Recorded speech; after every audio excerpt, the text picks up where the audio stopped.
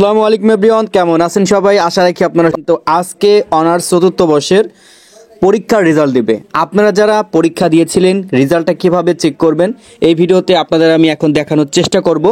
জানি না এখন আমি ওয়েবসাইটে ঢুকতে পারবো কিনা, কারণ রেজাল্ট দেওয়ার আগ মুহূর্তে আসলে ওয়েবসাইটে এভাবে ঢোকা যায় না।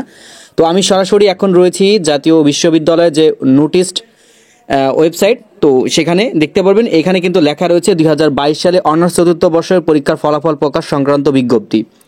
তো যখন আমি এই অপশনটা একটা সিলেক্ট করব, সাথে সাথে তারা কিন্তু আমাকে একটা পিডিএফ ফাইল দিয়ে দিবে এবং এই পিডিএফ ফাইলে আপনাকে লিঙ্কের কথা উল্লেখ করা আছে।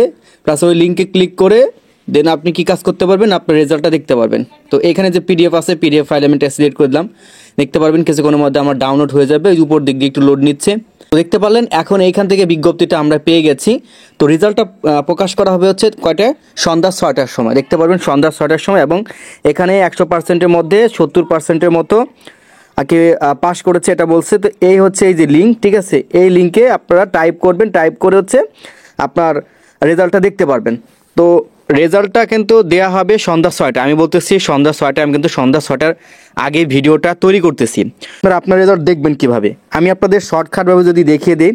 আপনি সরাসরি গুগল ক্রোমে আসবেন। গুগল ক্রোমে এখানে লিখবেন NU নোটিশ লিখে সার্চ করবেন।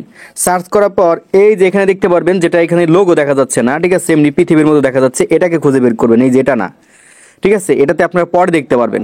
এখানে কেন ঝামেলা করে, ঠিক আছে? তো আমি এটাতে সিলেক্ট করলাম। এটাতে সিলেক্ট করার পর এই যে দেখতে পারবেন এইখানে রেজাল্ট লেখা আছে, এই যে রেজাল্ট। এই রেজাল্টের পর আপনারা একটা সিলেক্ট করবেন।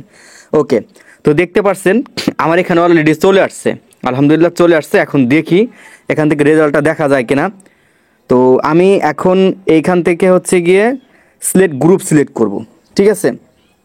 তো আমার হচ্ছে গিয়ে এই যে হচ্ছে ব্যাচেলার্স অফ আর্টস BA, ঠিক আছে? আবার যাদের হচ্ছে BSS আছে দেন আপনারা এটা সিলেক্ট করবেন। তো আমি এটার পর সিলেক্ট করে দিচ্ছি। সিলেক্ট করার পর এখান থেকে দেখতে পাবেন রেজিস্ট্রেশন নাম্বার, এবং এখান থেকে হচ্ছে আপনি কত সালে পরীক্ষা দিয়েছেন, এবং এখানে যে ক্যাপচা কোডটা আছে সেটা এখান থেকে দিতে হবে। তো আমি এখান থেকে সবগুলো দিয়ে সার্চ করে আপনাদের দেখাচ্ছি। ওকে, তো দেখতে পারবেন রেজাল্ট কিন্তু অলরেডি এখান থেকে দিয়ে দিয়েছে। আলহামদুলিল্লাহ রেজাল্ট এই যে এখান থেকে আমি পেয়ে গেছি। এইভাবে কিন্তু আপনার রেজাল্টটা দেখে নিতে পারবেন খুব সহজে। যেভাবে আপনাদের আমি দেখাচ্ছি ঠিক এইভাবে আপনি আপনার রেজাল্টটা দেখে নিতে পারবেন।